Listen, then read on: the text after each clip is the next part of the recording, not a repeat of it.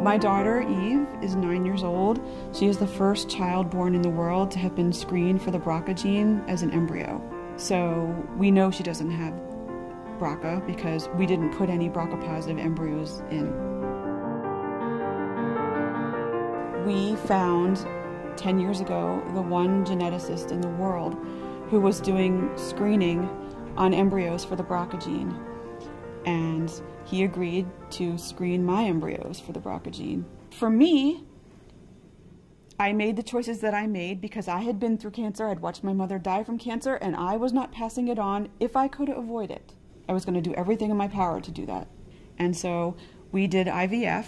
A cell was removed from each embryo, and they were sent to a lab in Detroit, and they were biopsied to find out which embryos had the BRCA gene. And then the embryologist selected the ones that didn't have the gene and implanted those. So that's how my kids were born, through IVF.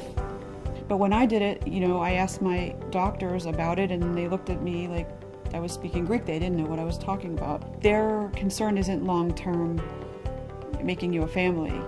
They really just want to keep you alive. I was concerned about being alive and having a family. So I had to navigate that myself. Now, Sharsheret does that. So I speak with a lot of young women who are going through cancer treatment and are concerned about preserving their fertility, and also women who have BRCA or suspect they have BRCA and want to know what they can do to avoid passing that along, because if I have children, will I give this horrible thing to them? And there is the technology to avoid doing that now. For me, it gives me a lot of comfort to know that my girls don't have the gene, that their risk of breast cancer is the same as any other woman on the street, because my risk was 88%. What I'm saying to you is you can change your future.